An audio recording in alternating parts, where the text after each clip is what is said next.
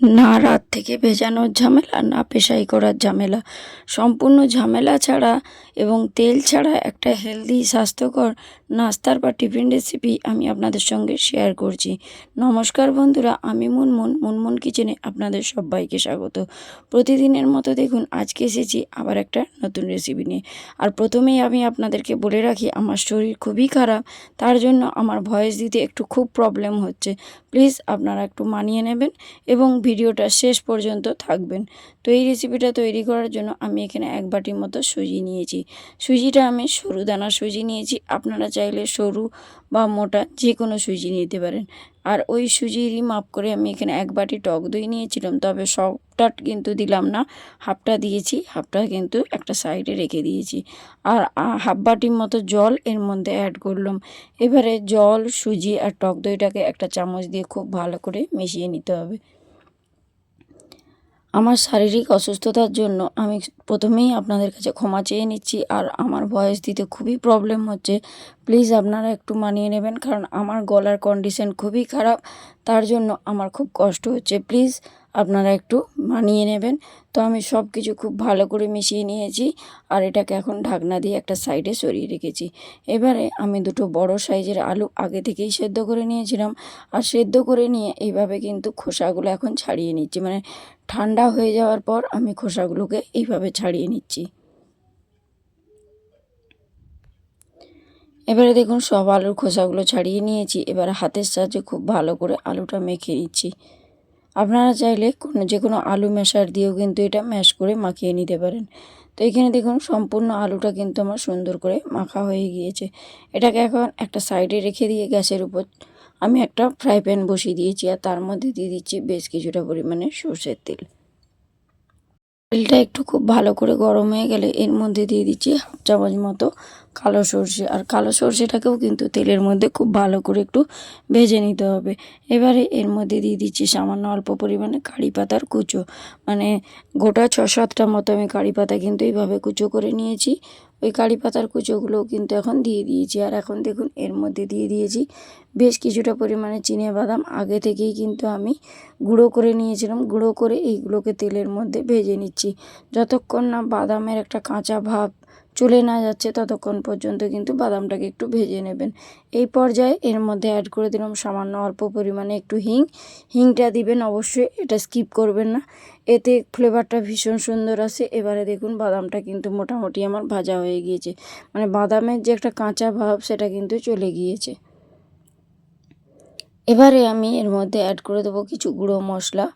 উপকরণে প্রথমেই আমি দিয়ে দিচ্ছি হলুদের গুঁড়ো হাফ চামচ, আর সামান্য পরিমাণে অল্প দিয়ে দিয়েছি লঙ্কার গুঁড়ো, আর এখানে দেখুন 1 চামচ মতো দিয়ে দিলাম ধনিয়ার গুঁড়ো। আর কোনো কিন্তু গুঁড়ো মশলা ব্যবহার করব না। এবার একটু নাড়াচাড়া করে খুব ভালো করে মশলাটাকে তেলের মধ্যে ভেজে নিয়েছি। এবারে সেদ্ধ করে রাখা আলুটা এখন দিয়ে দিচ্ছি। মশলাটা আগে থেকেই ভেজে নেবেন, নচেত কিন্তু মশলার একটা কাঁচা গন্ধ ছাড়বে, মানে হলুদের একটা কাঁচা গন্ধ ছাড়বে। তার জন্য মশলাটাকে কিন্তু খুব ভালো করে আগে একটু তেলে ভেজে নেবেন। এবারে আলুটা দিয়ে খুব ভালো করে আমি কিন্তু মশলার সঙ্গে আলুটাকে কিন্তু রান্না করে নিচ্ছি। এখন এর মধ্যে দিয়ে দিচ্ছি স্বাদ মতো লবণ। লবণটাকে দিয়েও আবার নাড়াচাড়া করে এবারে আলুর পুরটা আমি সুন্দর করে তৈরি করে নিচ্ছি। একদম সম্পূর্ণ নিরামিষভাবে তৈরি করব। আপনারা যে কোনো নিরামিষের দিনে কিন্তু এটা বানিয়ে খেতে পারেন। আর সব সময় বাটাবাটি বা রাত থেকে ভিজিয়ে রাখো, রান্না করো, এইসবের ঝামেলা থেকে কিন্তু একদম চিরতরে মুক্তি। এইভাবে যদি আপনারা বানিয়ে দেন নাস্তা বা টিফিনে, আপনারা কিন্তু ভালোই মজা করে খেতে পারবেন, এবং আপনার বাচ্চাদের টিফিন বক্সেও কিন্তু এইভাবে তৈরি করে দিতে পারেন। এখন দেখুন সম্পূর্ণ পুরটা কিন্তু একটা পাত্রের মধ্যে তুলে নিয়েছি। এবারে যে ব্যাটারটা আমি কিন্তু দই দিয়ে মাখিয়ে রেখেছিলাম, এখন দেখুন সুজি কিন্তু অনেকটাই জল টেনে নিয়েছে। এই রকম পরিমাণে কিন্তু ব্যাটারটা তৈরি হয়েছে। এবারে এটাকে কিন্তু আমি মিক্সির মধ্যে দুবার ঘুরিয়ে নেব। মানে আপনারা চাইলে কিন্তু এটা মিক্সির মধ্যে দিয়ে না ঘুরিয়েও কিন্তু এমনিও তৈরি করতে পারেন, একটু হাতে করে ফেটিয়ে নেবেন তাহলেই কিন্তু হয়ে যাবে। তবে আমি কিন্তু তাড়াহুড়োর জন্য আমি একটু মিক্সির মধ্যে একবার শুধু ঘুরিয়ে নিচ্ছি। আপনারা চাইলে কিন্তু কোনো রকম মিক্সিতে কিন্তু দেওয়ার দরকারই নেই, আপনারা হ্যান্ড মিক্সি দিয়ে হাতে একটু ফাটিয়ে নেবেন তাহলেই কিন্তু হয়ে যাবে। আর একটু ওই বাটিটা দিয়ে সামান্য অল্প জল দিলাম, তাহলে কিন্তু এটা একটু ঘোরাতে সুবিধে হবে। তো একবার আমি শুধু মিক্সির মধ্যে ঘুরিয়ে নিয়েছি আর দেখুন সুন্দর একটা পেস্ট তৈরি করে নিয়েছি। এটা কিন্তু হ্যান্ড মিক্সি দিয়ে করলেও হতো। তো এবারে দেখুন এই রকম একটা পেস্ট তৈরি হয়েছে। আর এটা কিন্তু এইরকম পর্যায়ে তৈরি করতে হবে, এর থেকে বেশি পাতলা করলে চলবে না। তার জন্য জলটা আপনারা অবশ্যই একটু বুঝে শুনে দেবেন, আগে থেকে কিন্তু বেশি জল দেবেন না, তাহলে কিন্তু একেবারে ব্যাটারটা পাতলা হয়ে যাবে। তো দেখুন ব্যাটারের ঘনত্বটা দেখে নিশ্চয়ই বুঝতে পারছেন, ঠিক এই রকম পর্যায়ে ব্যাটারটা তৈরি করতে হবে। এবারে যে আলুর পুরটা আমি তৈরি করে রেখেছিলাম, এখন কিন্তু পুরটা ঠান্ডা হয়ে গিয়েছে।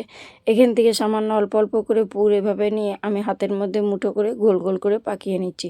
তাহলে রেসিপিটা তৈরি করার সময় আমার অনেক সুবিধা হবে। তার জন্য আপনারা ওইভাবে তৈরি করে নেবেন, তাহলে রেসিপিটা যখন তৈরি করবেন কোনো রকম সমস্যা হবে না। এরকম ছোট ছোট বলের মতো করে আমি প্রথমে তৈরি করে নিচ্ছি। খেতেও যেমন সুস্বাদু, বানানো কিন্তু খুব সোজা, যে কেউ একবার দেখলেই কিন্তু এই রেসিপিটা তৈরি করে নিতে পারে, এতটাই সুস্বাদু হয় এই রেসিপিটা। এইভাবে কিন্তু প্রত্যেকটাই আমি এইভাবে পাকিয়ে নিয়েছিলাম। আর এখানে দেখুন ব্যাটারটা এখন সম্পূর্ণ রেডি। এর মধ্যে আমি দিয়ে দিচ্ছি সামান্য অল্প পরিমাণে একটু বেকিং পাউডার, আর এই বেকিং পাউডারটা মধ্যে দিয়ে দিলাম সামান্য অল্প পরিমাণে একটু বেকিং সোডা। বেকিং পাউডার আর বেকিং সোডাটাকে খুব ভালো করে ওই ব্যাটারের মধ্যে মিশিয়ে নিতে হবে। আর একটা কথা বলে রাখি বন্ধুরা, আমি কিন্তু এখানে লবণ অ্যাড করেছিলাম, কিন্তু লবণটা ভিডিও করা হয়নি, ওটা অফ ক্যামেরায় করেছি। প্লিজ আপনারা এখানে একটু ব্যাটারের মধ্যে লবণটা দিয়ে দেবেন। তার জন্য আমি কিন্তু আপনাদের কাছে প্রথমেই ক্ষমা চেয়ে নিচ্ছি। লবণটা অবশ্যই আপনারা এখানে অ্যাড করবেন। দিয়ে এবারে কিন্তু খুব ভালো করে আমি একটা হাতা দিয়ে এভাবে মিশিয়ে নিচ্ছি। দেখুন এখন ব্যাটারের ঘনত্বটা ঠিক এইরকমভাবে তৈরি হয়েছে।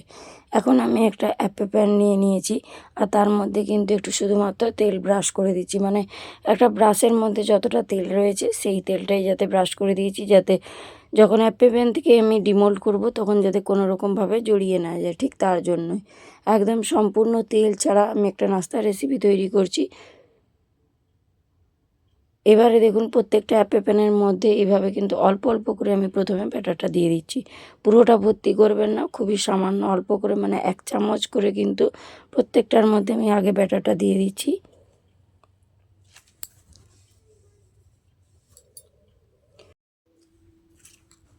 তো এখন দেখুন সবগুলোর মধ্যেই কিন্তু আমার ব্যাটার দেওয়া কমপ্লিট হয়ে গিয়েছে। এবারে এর মধ্যে কিন্তু এবারে যে পুরগুলো আমি তৈরি করে রেখেছিলাম একটা একটা করে বলের মতো, প্রত্যেকটার মধ্যে কিন্তু আমি এইভাবে দিয়ে দিচ্ছি। তো এখন দেখুন সবগুলোই দেওয়া হয়ে গেছে। তারপর উপর থেকে কিন্তু আমার একটু একটু করে ব্যাটার দিয়ে দিচ্ছি, যাতে এই পুরগুলো ঢাকা হয়ে যায় ঠিক সেইভাবে। তবে পুরোটা ভর্তি করে দেবেন না, কারণ যখন এগুলো ফুলবে তখন কিন্তু এটা বাইরে বেরিয়ে পড়তে পারে। একটু একটু কম রেখেই কিন্তু আপনারা এই ব্যাটারটা দেবেন। এবারে যাতে এই পুরটা উপর থেকে ঢাকা পড়ে যায় সেইভাবেই কিন্তু ব্যাটারটা দেবেন, মানে 1 চামচ করে কিন্তু ব্যাটার দিলেই হয়ে যাবে, এটা কিন্তু ঢাকা হয়ে যাবে। এইভাবে বাকি সবগুলোই কিন্তু আমি অফ ক্যামেরাতে তৈরি করে নেব। প্রথমবারটা আমি আপনাদেরকে দেখিয়ে দিচ্ছি, বাকি যতগুলো থাকবে আমি কিন্তু সবগুলোই অফ ক্যামেরাতে তৈরি করে নেব। তো এই পর্যায়ে দেখুন সবগুলোই কিন্তু পুরের বলগুলো একেবারে ঢাকা পড়ে গিয়েছে, একটাও কিন্তু আর দেখা যাচ্ছে না। একটু একটু করে ফাঁক রেখেছি। আর আগের থেকে একটা কড়াইয়ে আমি কিন্তু জল বসিয়ে রেখেছিলাম, জলটা এখন দেখুন ফুটতে শুরু করে দিয়েছে।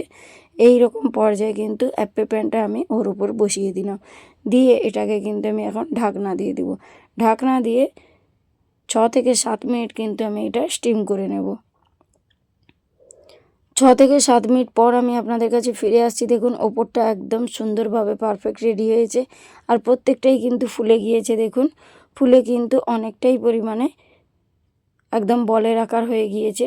এবারে দেখুন এগুলোকে আমি অপর সাইডটা উল্টে দিচ্ছি, তাহলে অপর সাইডটাও কিন্তু একটু কুক হয়ে যাবে।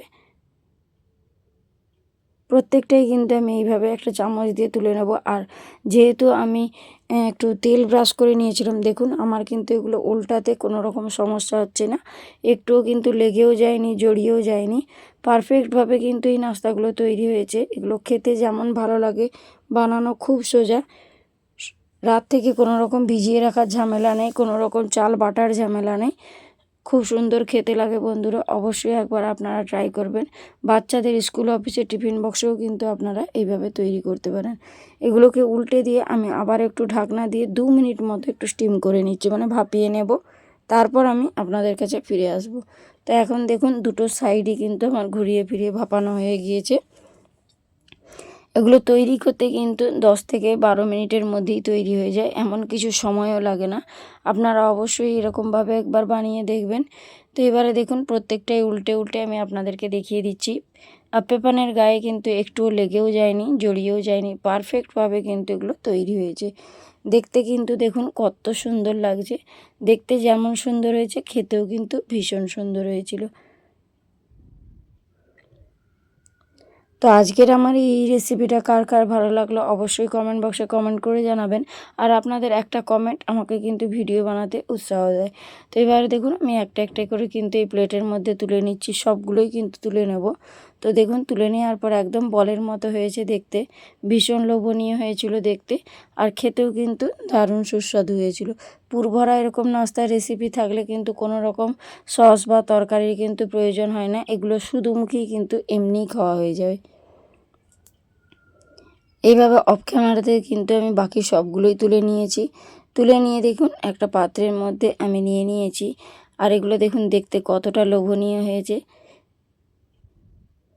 একদম যেন ফুলকো ফুলকো বলের মতো তৈরি হয়েছে। আর একদম তুলোর মতো নরম, গালে দেওয়ার সাথে সাথেই কিন্তু মিলিয়ে যাবে।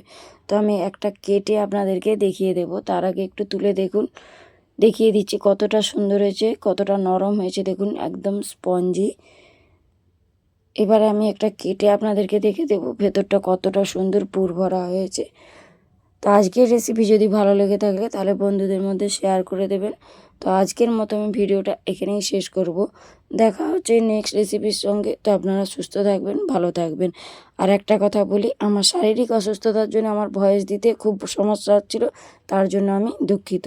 তো আজ আসি বন্ধুরা, টাটা, বাই বাই।